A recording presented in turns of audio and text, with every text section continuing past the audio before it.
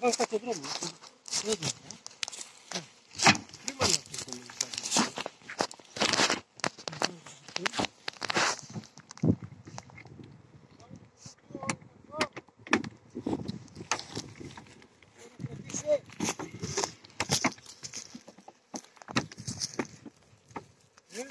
Όχι ρε. Πήγε τώρα, γιατί θα συζητηθούν όλες τις μέλισσες. Όχι, δεν τσιμπάνε αυτές τώρα. Δεν τσιμπάνε, αλλά αυτές είναι...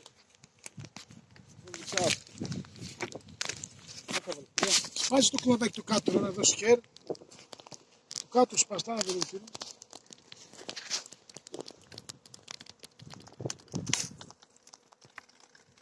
Κάνα σκουπάκι δεν έχεις να το μπρόξεις. Όχι, θα πέσει, δεν πέσει, θα πέσει, τελείωσε. Θα βάλουμε εδώ πέρα πάνω και μετά θα τα κατεβάσουμε κάτω στο χώμα.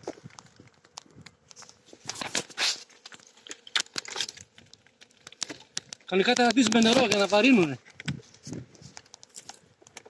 Θες να κρατήσουμε κάτω και μου.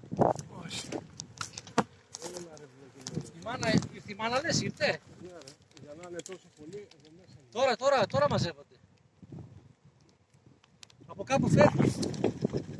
Θα αφήσουμε εδώ πέρα και θα δούμε ποιανού είναι. Δεν θα κάτσει, πρέπει να βάλουμε και ένα μόνο μέσα. Έλα, κατέβα, το βάλω πέρα πάνω στο ψέλος. Ναι.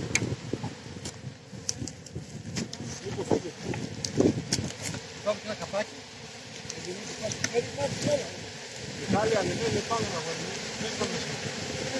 Η μάνα μέσα είναι σίγουρα. Παπά, γιατί δεν έφερε το κλείσιμο κατευθείαν, ρε Μιχάλη.